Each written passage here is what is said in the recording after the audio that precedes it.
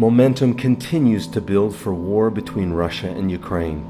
There are now 127,000 troops flanking Ukraine on three sides. Russia is setting up field hospitals along Ukraine's borders, an ominous sign that wartime is nearly upon us. US, British, and Canadian embassy staff have been ordered to evacuate, and travel warning advisories have been issued to its citizens. The US is continuing to send tons of strategic weapons and munitions, now totaling $2.5 billion worth, and has 8,500 troops now on red alert standby, while more military support continues to pour in by NATO countries. While this conflict seems to have reached its boiling point, Russia and the West continue trying to talk it out, but both sides have dug in and now seem deadlocked. Will Russia invade Ukraine? Could World War III break out?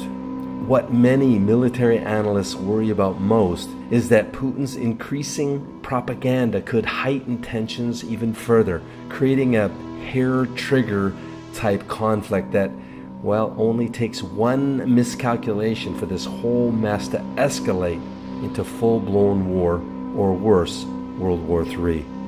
In order to truly understand what's going on and why 127,000 Russian troops are camped out at Ukraine's back door, you need to get inside the head of one man. Because this is really the story of what Vladimir Putin really wants.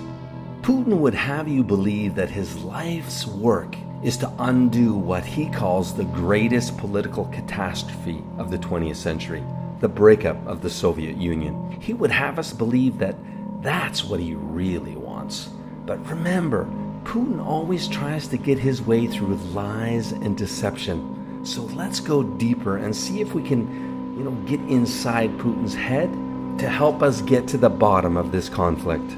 On July 12, 2021, Putin went so far as to write a propaganda essay he entitled "On the Historical Unity of Russians and Ukrainians." Sounds propaganda-ish, doesn't it? Which was of course designed to further feed his propaganda machine. For example, in his essay he called Ukraine and Russia one people. He called to liberate the Ukrainian people and go back to the good old days of the USSR. His essay makes him look like the greatest Russian patriot of all time, and makes us believe that the reunification of the great Russian motherland is his life's greatest ambition. In his writing, he even has the gall to blame the breakup of the Soviet Union on the United States. Of course, he so eloquently disguised it by saying that the guilty party were, quote, "those forces that have always sought to undermine our unity."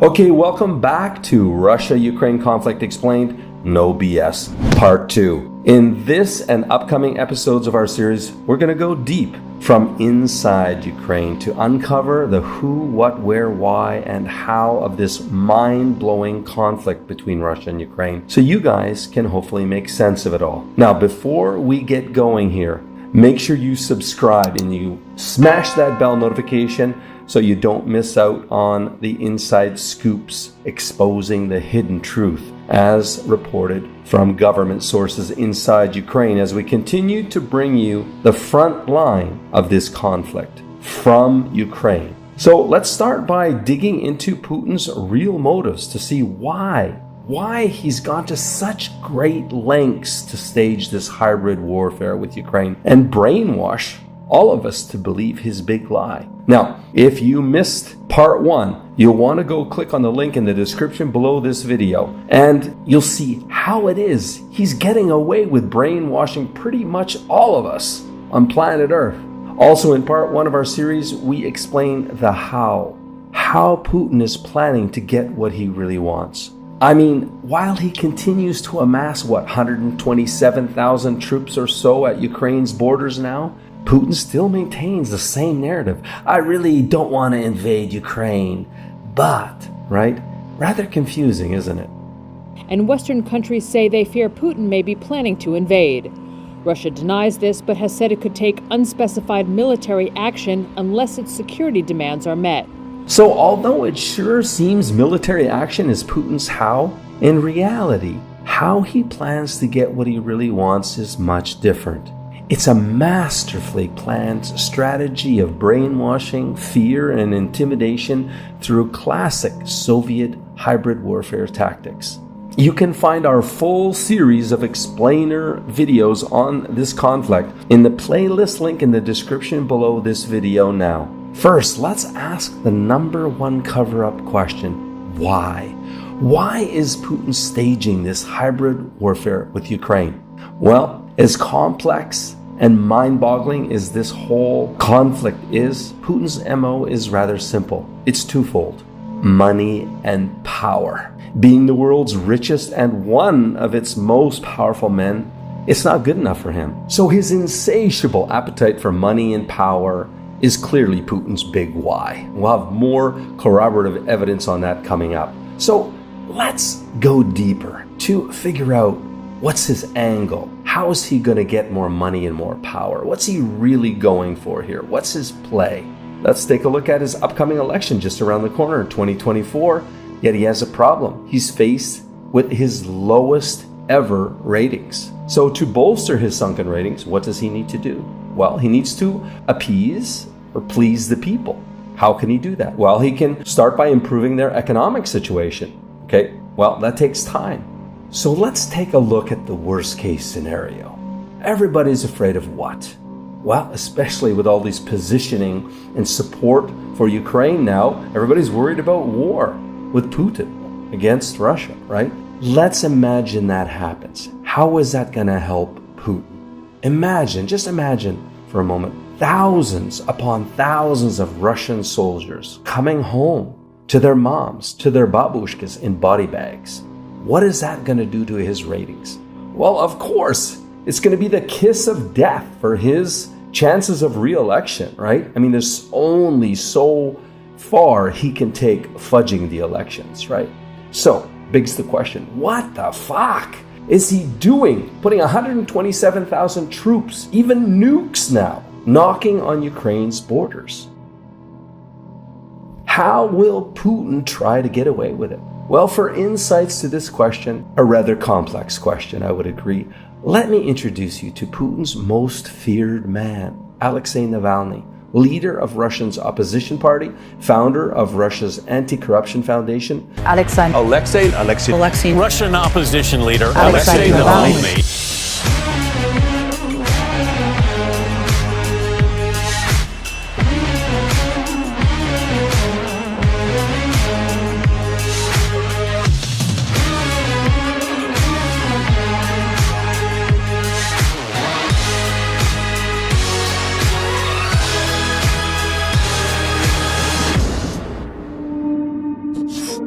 In fact, Putin sees Navalny as such a high-risk threat to his future presidency, which is everything to him, because without his power, his money, and all his cronies' money will be gone. If he were to lose power, the chances of him retiring peacefully are very, very slim. The chances of his cronies retaining their ill-gotten wealth is close to zero. So, he feared him so much he tried to actually take him out with lethal poison. And that when that failed, he locked him up and threw away the key in a maximum Russian security penitentiary just to silence him. So let's take a look at what Putin's most feared nemesis has to say to better understand what Putin is really up to. Well, in his infamous Time interview, Alexei Navalny said Putin only respects two things: strength and power, and he will use every sign of weakness in his favor. Remember, this is Putin's most feared man. But why is Putin so afraid of Alex Navalny anyways? Navalny threatens the only thing Putin values more than money: power. If he were to lose power, the chances of him retiring peacefully are very, very slim.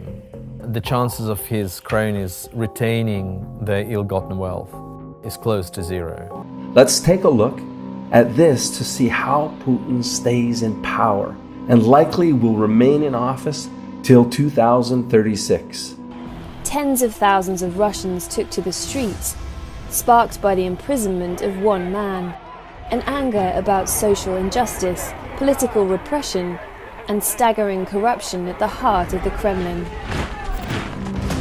Since then, the repression has escalated as Putin seeks to silence all dissent. The elections were rigged. Putin's United Russia won, retaining a 2/3 majority in parliament, big enough to enable Putin to change the Russian constitution.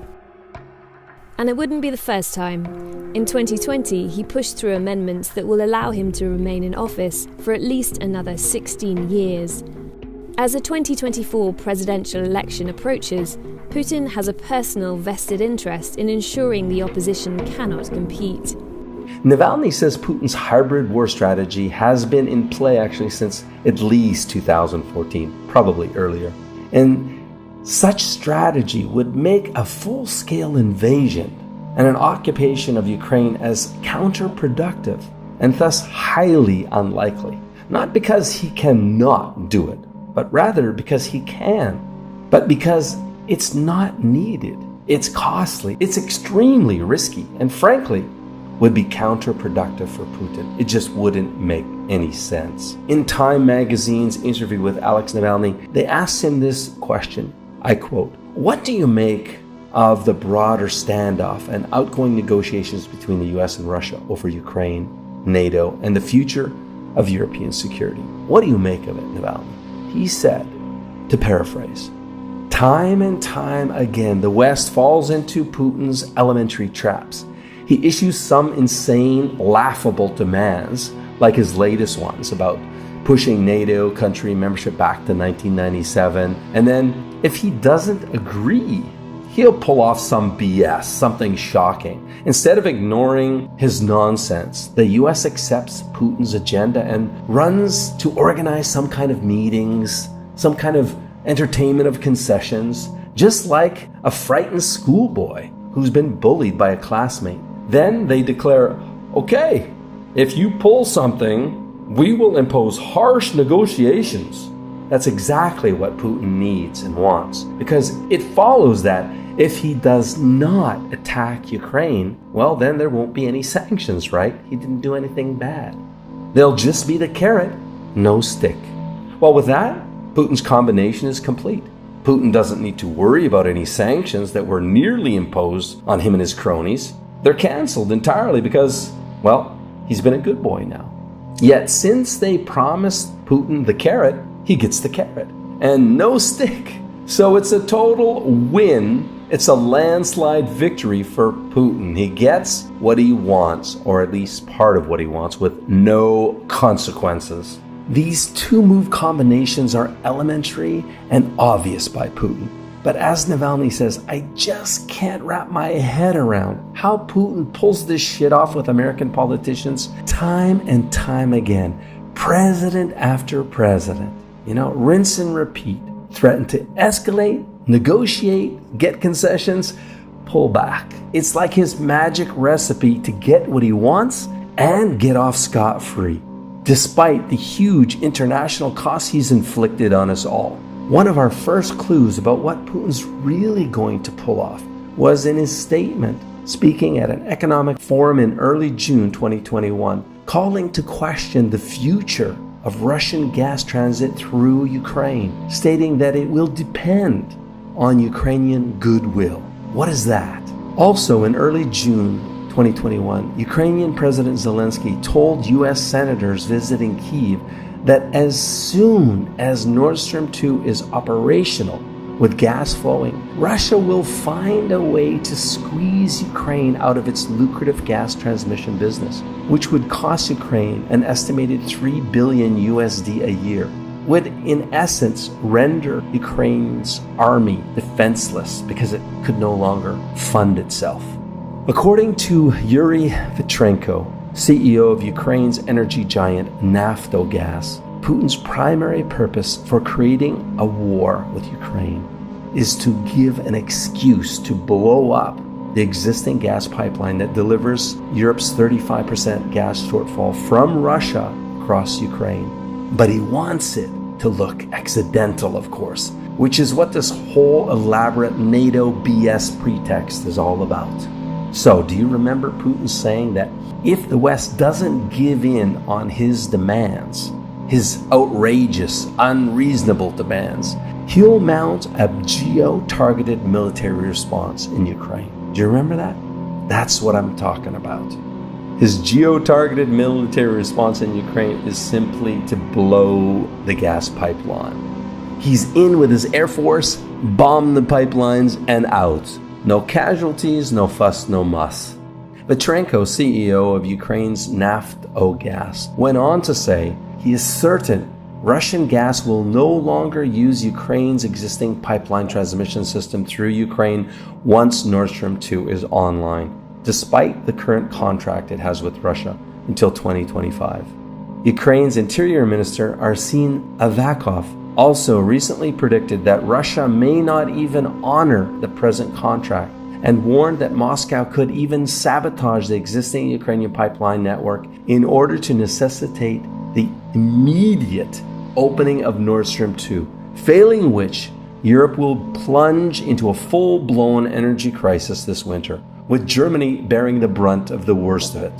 Furthermore, Vitrenko argues that Nord Stream 2 is primarily a geopolitical weapon designed to hurt Ukraine and monopolize Europe's energy markets.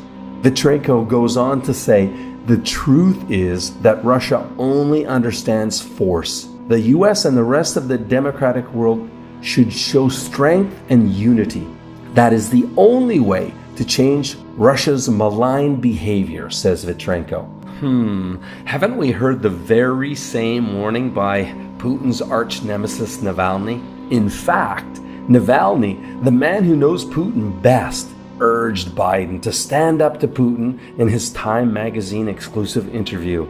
As Navalny explains, with mafia and authoritarian dictators like Putin, it's all about their power, their money, and that's their only Achilles heel. So any effective deterrent, it really must hit them where it hurts most, their money and their power. It's really that simple.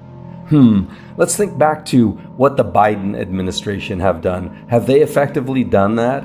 Yeah, right. Quite the opposite. Remember Biden's pathetic display of weakness where he practically green-lighted Russia's invasion of Ukraine as long as it was quote-unquote only a minor incursion. Russia will be held accountable if it invades, and it depends on what it does. It's one thing if it's a minor incursion.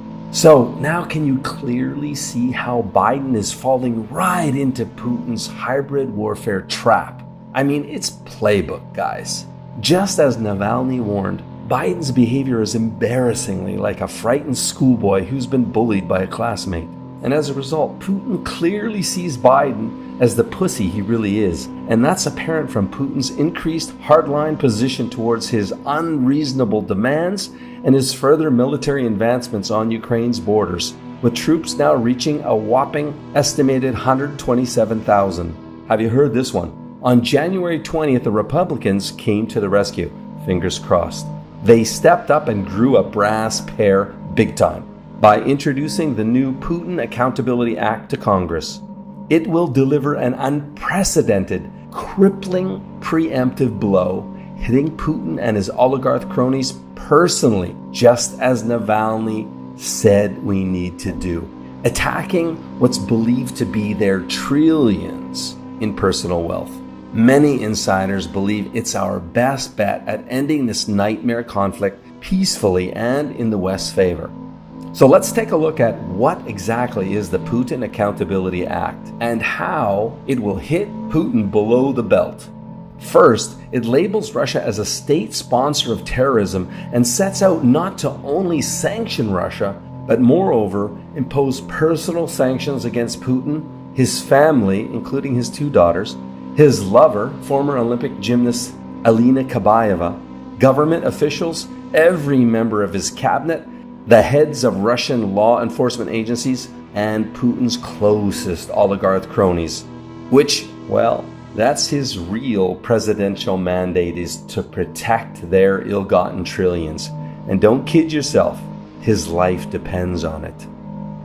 If he were to lose power, the chances of him retiring peacefully are very, very slim. The chances of his cronies retaining their ill-gotten wealth is close to zero. In a press release on January 26, it seems Biden might have hinted about the Putin Accountability Act coming down the pike. Would you ever see yourself personally sanctioning him if he did invade Ukraine? Yes, You would? I would see that. So why is the Putin Accountability Act the strongest sanctions ever directed at any country's leader ever in history? Well, let's take a look at them. So get this. 1, it immediately calls for the shutdown of Nord Stream 2 pipeline. That's it. It will not open. 2, it demands Putin to immediately pull out of the illegally occupied Crimea, can you imagine? Or face a worldwide import-export ban, and including a ban on computer chips, which it desperately needs. 3, it kicks Russia out of the international SWIFT banking system, meaning they can no longer transact dollars in business. That would be a crippling blow. And if you think Russia's new SWIFT replacement system will safeguard him, not even close. It doesn't even replace 3% of the loss that the SWIFT system will incur. 4, it imposes sanctions on Russia's financial sector. And 5, it bans Russian sovereign debt in the secondary market. Again, a crippling financial blow to Mother Russia. Now, the real power of the Putin Accountability Act is that it's meant to deter conflict before, is the imperative word, before it happens. It stands up to Putin now as a preemptive offensive strike, hitting him where it hurts most, going after the few people he actually cares about in this world. It's straight from Putin's own mafia boys playbook, seizing Putin's estimated $225 billion in hidden assets abroad, and his oligarch cronies' estimated trillions in illicit fortunes accumulated in assets abroad. This will be the very first time in history that the US government actually goes after the people that launder Putin's alleged stolen billions and profit from his gangsterism, while the powers that be have estimated Putin's illicitly contrived net worth at $225 billion. Navalny is adamant that Putin is by far the richest man in the world. And if you add in his oligarch partners in corruption, the total is believed to be in the trillions. That's the power Putin already wields. Next, in our upcoming part 3 of the Russian-Ukrainian conflict explained, we're going to cover 1, if, as Biden says, war is imminent, and if so, when? When is Russia likely to invade Ukraine? And guys, as I promised you in part 1, I'm going to share if and when my family flees Ukraine, so you know how serious I am about the intel I'm digging up, boots on the ground here in Ukraine. 2, the 5 biggest reasons and telltale signs Russia is unlikely to invade Ukraine. And 3, if Ukrainian people are actually afraid of a Russian invasion, and why. 4, if you have real estate, bank accounts, or other assets in Ukraine, are they in jeopardy, and how can you protect them? Now make sure you subscribe and smash that bell so you don't miss out on our continued inside coverage of the Russian-Ukrainian conflict explained, no BS.